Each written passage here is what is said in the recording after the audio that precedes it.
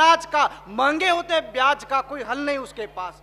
हल है उसके पास मगर कोई हल नहीं उसके पास। सरकारों की नीतियों का, भ्रष्ट अधिकारी का, लाचार कर्मचारी का, नशेड़ी औलाद का और बेकार बेटी दामाद का कोई हल नहीं उसके पास।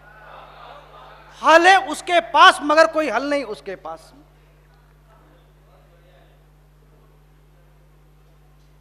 आंधिया गम की चली तो संवर जाऊंगा, मैं तो दरियाओं समंदर में उतर जाऊंगा।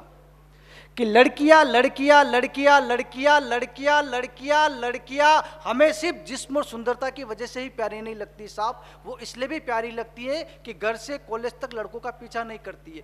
रिश्ते का इनकार सुनकर लड़कों के मुंह पर एसिड फेंक कर नहीं भागती है। लड़कियां सहज होती है, सरल होती है। लड़कियां हालातों से समझौता कर लेती है। लड़कियां धमकी नहीं देती है कि तुम्हारी तस्वीरें इंटरनेट पर अपलोड कर दूंगी। लड़कियां सहज होती है। लड़कियां सोचती है कि इस उम्र में भाई बहन पर बोझ कैसे बनूंगी, बूढ़े माँ बाप पर क्या गुजरेगी। लड़कियां सहज होती है, सरल होती है। इसलिए निवेदन करना चाहता हूं साहब, निवेदन से पहले खास रस की कविता आपके चरणों में रखना चाहता हूं। मैं मेरी घर की पीड़ा बता रहा हूं, लगेगा तो कि समाज की पीड़ा है। आशीर्वाद देना कि एक दिन पता नहीं मेरी पत्नी को क्या जचा, उसने ग्रुप का नाम पियर रखा।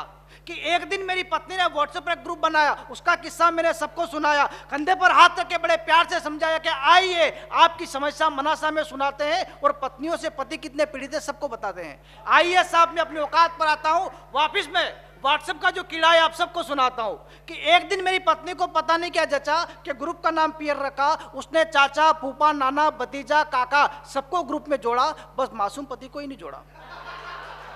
शाम सुबह वो ग्रुप में जाने लगी, आटे चटनी लूण की खबरें भी ग्रुप में जाने लगी। अति हुआ तो मैंने उसको समझाया, लेकिन वो मुझसे ही झगड़ने लगी।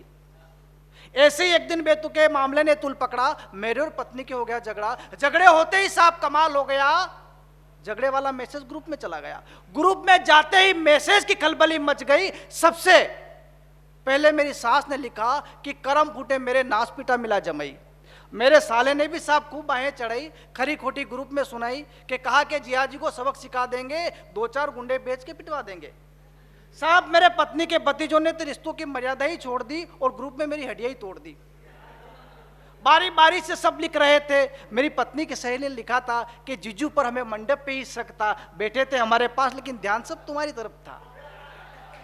सब मैसेज में गड़बड़ियां मचा रहे थे, सिर्फ मेरी पत्नी के पिता ही थंब देकर रिश्ता निभा रहे थे। अंत में साहब मेरी पत्नी की भाभी का मैसेज था। मैसेज के राष्ट्र के नाम संदेश था कि अरे भाभी, अरे जीजी, इन प्यार मोहब्बत से रिश्ते चलाओ और हो सके तो मोबाइल से दुनिया बनाओ। क्योंकि बाप बेटे बेटी, बाप बेटे और बेटी मोबाइल में ऐसे ऐड कर बैठी कि ये दुनिया सबको ले डूबी। और हो सके एक संदेश देना चाहता हूं कि हो सके बहनों तो अब्दुल से ही दुनिया नहीं, अब्दुल की बहन फातिमा से भी दुनिया बनाओ, क्योंकि फातिमा ही तुम्हें अब्दुल के पास लेके जा रही है। बोलो भारत माता की, भारत माता की।